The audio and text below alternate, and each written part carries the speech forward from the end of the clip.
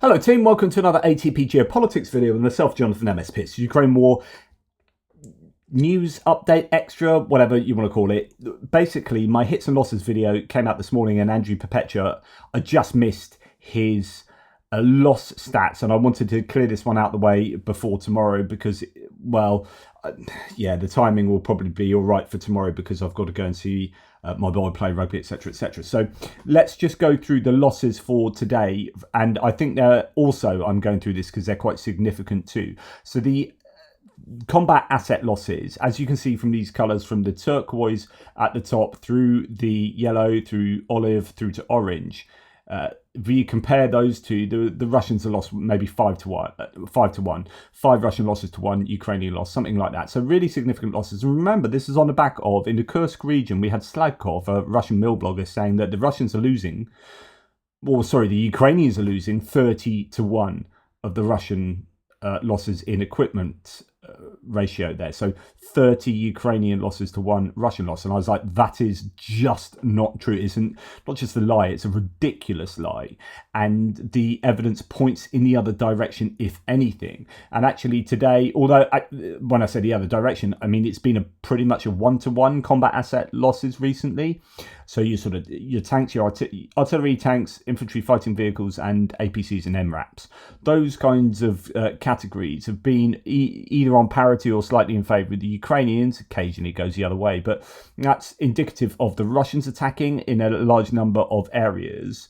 I say large number of areas: Pokrovsk, Vuhledar, maybe a little bit up in the northeast at the moment, Tourette's, New York, and then also possibly attacking in Kursk, and the Ukrainians attacking in Kursk, and themselves actually seeming to attack in the Terny-Torska area as well on the northeastern front. Anyway, if you can visualize where they are on a map. So today, these kind of losses show that Slagkov is talking absolute nonsense. Now, if we discount all the Starlinks at the top, they're sort of 10 a penny to some degree. We look at the Ukrainian losses. They have a couple of tanks, one captured tank actually, T-72AV, and that I think shows that they are involved in attacking and defending, sort of these maneuver warfares where you end up getting tanks captured rather than having these big assaults and them getting blown up and it being a massive grey area. It's very dynamic, and I think when it's more dynamic, you have more equipment captured. So up in Kursk, we've seen way more vehicles captured for both sides than we have anywhere else since the beginning of the war, really. It's been very kind of static front lines, attacking, repelled, grey zone, attacking, repelled, grey zone, and it's very difficult to recover or capture vehicles in that kill box, essentially. Whereas Kursk, you're kind of moving around all over the place. It's very dynamic. You end up having a track come off a vehicle, and then you get out, jump in another one, you leave that there, and then the other side come along, a few hours later, and they pick that vehicle up. So yeah, a tank captured, T-72. We've got some infantry fighting vehicles abandoned and destroyed. One of them is a Bradley. They lost another Bradley there, and then a few mainly Western supplied APCs, Senator M113 Striker, abandoned, destroyed, damaged, and then an MTLB damaged. So not too much stuff, to be perfectly honest. A few civilian vehicles there. Now the Russians have lost an absolute bucket load of equipment, including 2 pieces of electronic warfare equipment. Don't know how significant that is. It could be a very light bit of equipment, or it could be a significant piece of kit.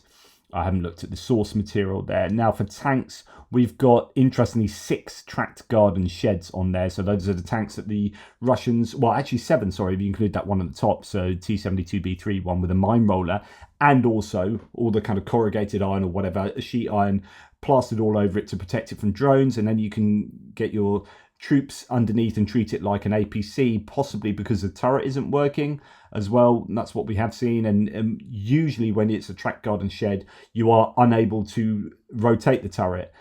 So the turret's not working, barrel's not working, something like that. And rather than fix it, they turn it into an APC. That is indicative, I think, of a lack of equipment. But anyway, here we have quite a few tanks taken out, a few of them destroyed, 4 destroyed, and the rest damaged, and a lot of tanks on there. So a good dozen tanks there the Russians have lost on this particular day of trawling the social media. sites. For infantry fighting vehicles, goodness gracious, what is that? Easily 25, I think, infantry fighting vehicles. And again, this kind of tracks with what we have seen on the Ukrainian General Staff figures. So the last 2 days, we've had a massive spike of Russian combat asset losses, and you think, right, if that is at least somewhat plausible, then or probable, then we are going to see that reflected in the socials, and that's exactly what we see. With a lag, this is probably yesterday's heavy losses starting to be reflected in what Andrew Perpetua's released a day later.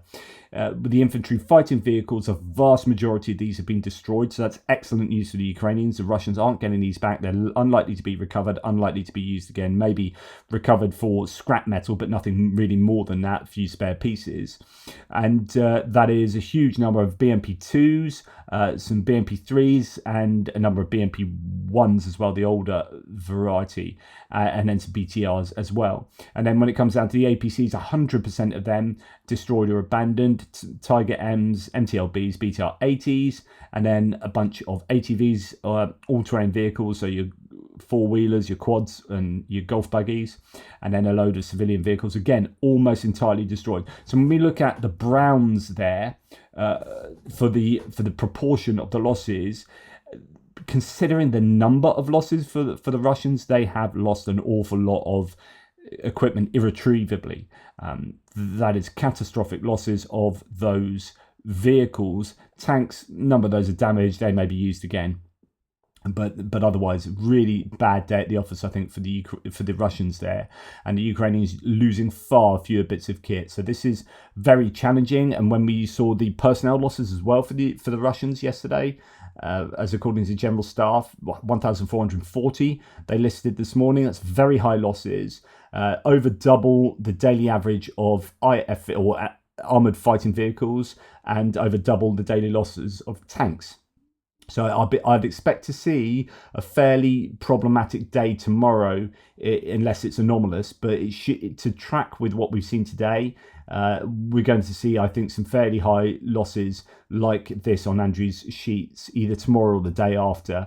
Sometimes they don't come out all that quickly. It just depends. But I think that's a bad day at the office for the Russians, and especially bad considering what has been done behind the lines in terms of hitting those 3 artillery ammunition depots, hitting the air base at Tikhoretsk, and the Wagner base going up in flames, and Molkino in Rostov as well. Some really serious losses taking place. And I don't know whether we're going to start seeing F-16. There's talk about, I'm going to do a video on military aid soon, but there's talk about missiles coming on the next US package for the F-16, some kind of medium range air-to-ground missiles that could be really useful. I went to bed last night imagining where the Ukrainians would use those missiles, maybe flying into the northwest of the Black Sea and striking at Crimea, whether Sevastopol could be, I don't know, in range of F-16 strikes. I don't know if that's doable, whether it's too risky, depending on what the air defense systems are there.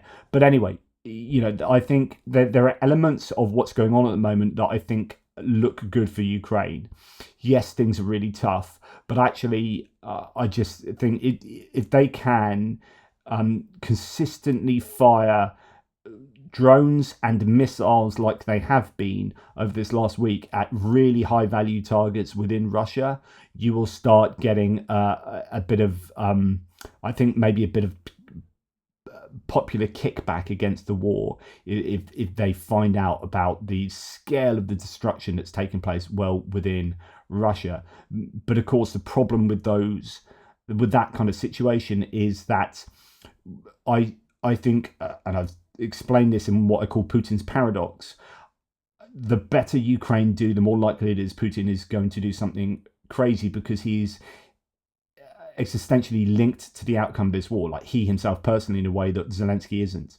So Zelensky, if Ukraine lose the war, is not really going to affect him, as in he can at the very least sort of be in exile in another country and live out his life in I don't know, somewhere else in the US or whatever, or like he will just draw a line down the front lines and live out his life in Ukraine, give up politics or whatever. He's not existentially linked to the outcome of this war. His life is not threatened. Whereas Putin, if Russia lose, then Putin as a dictator is likely to be overthrown, and that means no dictator that gets overthrown generally lives out their life in a palace sitting by the swimming pool, and he will be likely deposed or assassinated or whatever in a gulag. And so therefore that will affect the way that he weighs up decisions, and he will have a very different calculus that he employs in order to make his decisions compared to other people like Zelensky. And so it could be that the better Ukraine do, the more crazy Putin becomes. But then you don't want to be beholden to that kind of escalatory rhetoric as well, which means that he gets to do anything he wants because, hey, he's crazy and he's going to press the red button type thing. Of course, pressing the red button is not something he can unilaterally do. It's a little bit more complex than that, but you get the point. Anyway, that's enough of me waffling. Hope that was of use. Take care, guys. Speak soon.